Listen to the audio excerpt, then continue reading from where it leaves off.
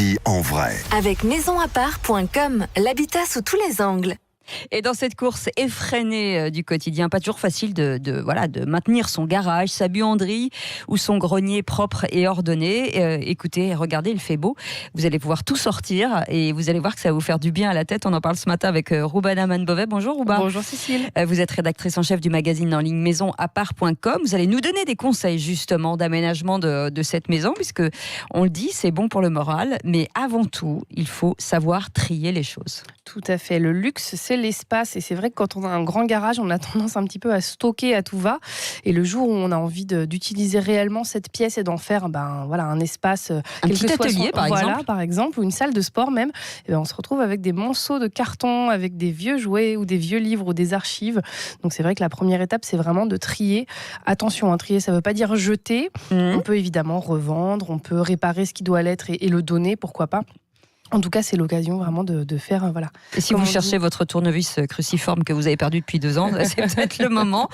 Il faut d'abord définir les usages. Voilà. En fait, le garage, finalement, c'est une pièce qui a... Bon, on y range la voiture, mais je veux dire, c'est une pièce qui n'a pas forcément une destination fixe. C'est une pièce où vous pourrez faire un peu ce que vous voulez. Donc, pourquoi pas avoir un usage ou plusieurs. Vous voulez faire un espace de bricolage, vous pouvez aussi faire un espace buanderie, pourquoi pas, stocker la machine à laver qui fait tellement de bruit et qu'on va mettre au fond du garage. Ça peut aussi être un espace pour les loisirs créatifs, vous faites des petites décos, voilà.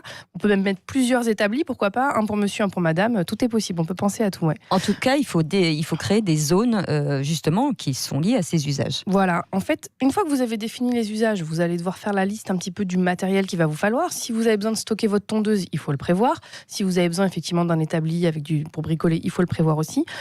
Chaque espace qui a nécessité de la place finalement, d'une surface, vous allez pouvoir le définir soit esthétiquement, on peut mettre un lait de papier peint pour dire là c'est le coin loisirs créatifs, là je peins le mur en bleu, c'est l'espace buanderie.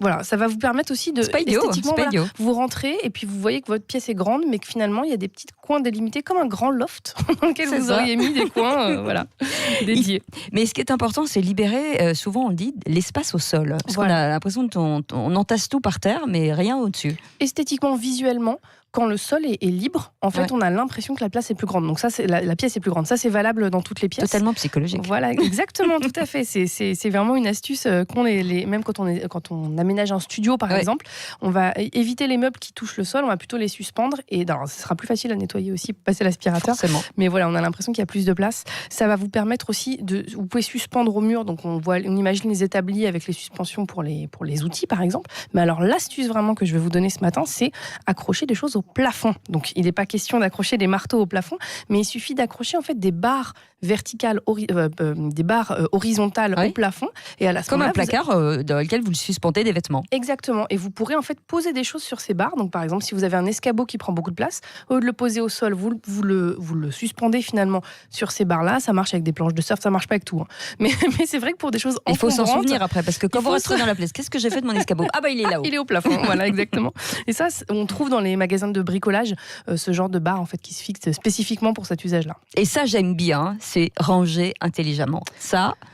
Ranger intelligemment. Parce qu'une fois que c'est fait, ce qui est compliqué, c'est de le faire. Mais une fois que c'est fait, c'est canon. Exactement. Ça fonctionne aussi dans la cuisine, ça fonctionne dans le dressing, ça fonctionne absolument partout. Ranger intelligemment, ça veut dire que ce qui est utilisé régulièrement est à la portée de votre main, tout simplement, et de vos yeux. Et ce qui est un petit peu moins, il va être très en hauteur ou éventuellement très bas.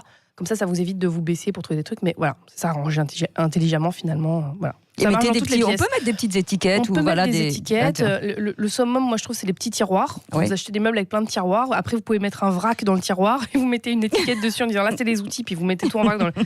Ça vous fait gagner un max de temps. Et puis, il faut choisir des plans de travail qui sont solides, bien sûr, parce que si c'est une destination de bricoler, faites attention à vos petits pieds. Voilà, et en fonction effectivement de l'usage que vous allez avoir de l'établi. Si vous donnez un coup de marteau dessus, il faut quand même préférer du bois massif, un peu lourd. Là, si c'est pour du loisir créatif ou si c'est un plan de travail pour la buanderie, on peut choisir quelque chose de plus léger, mais un truc facile à nettoyer surtout. Ouais, c'est ça. C'est toujours la galère. Mais c'est vrai qu'il faut, ça reste une autre pièce en fait. On a tendance à l'oublier, mais c'est une dernière pièce et c'est vrai qu'elle peut servir à faire plein de choses en attendant. Ouais. C'est un vrai luxe. C'est un vrai luxe. Voilà. On aime beaucoup. On peut retrouver bien sûr vos conseils un petit peu partout sur votre site. Tout à fait. On a un très bel article autour effectivement de l'aménagement du garage où vous allez pouvoir prendre aussi des conseils visuels. On va vous donner des exemples précis de ce qu'on entend par tout ça.